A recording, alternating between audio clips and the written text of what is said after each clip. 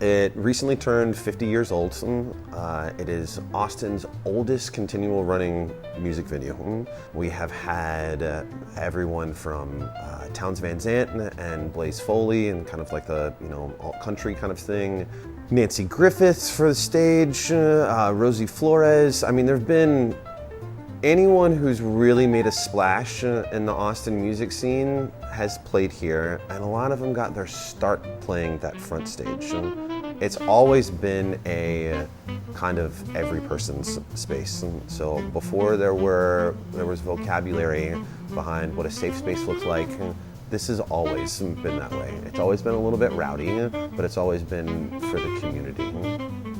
The people that have worked here, not just the musicians, the former managers and some of the former staff members, whether it was production or bar, are business owners in town. One of the guys is one of the owners at White Horse on the east side, the Honky Tonk.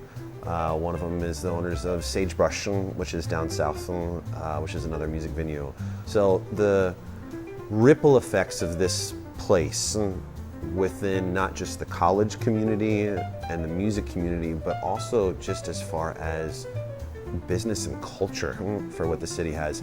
This place has been, a genesis for a lot of that. So the art here is interesting. There's a big collage with a bunch of different faces, and there's a bunch of hand-drawn faces that are framed too up in the front bar. A bartender, I don't know what specifically years, but it was in the 70s, early 80s, would draw all of the regulars and some of the staff. And so that's what the collage is that's there. Some of the old owners, some of the old regulars, some of the old staff members, a couple of the bands. You can even see I've got some of them that are up here as well.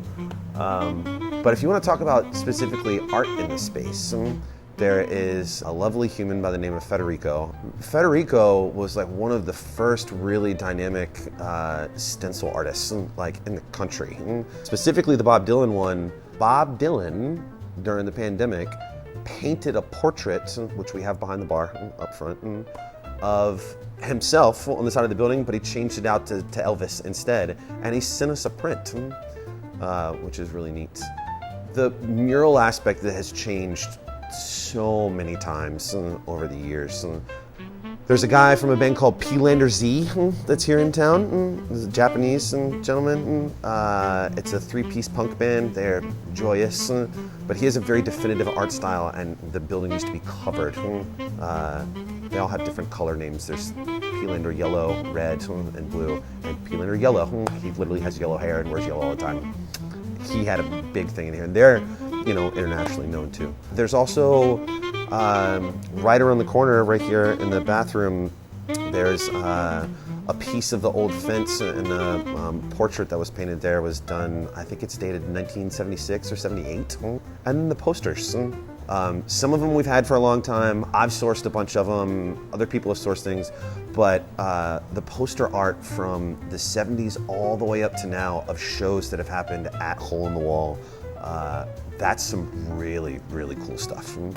The neon sign that's right outside of the store. So this concept back here is called Amity's Coffee and Karaoke. And Amity is my daughter's name. She's 4.5.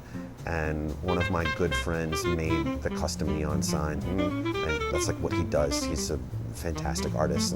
And so to see my daughter's name with that and know that I'm trying to work towards long-term sustainability of what Austin music culture represents, especially from more of a female representation, where there's obviously a lot of lack of in general, that makes me feel good for the space and the future of what that looks like here, but also that it's a reminder that I'm doing something I care about in culture so that my daughter will have something for that.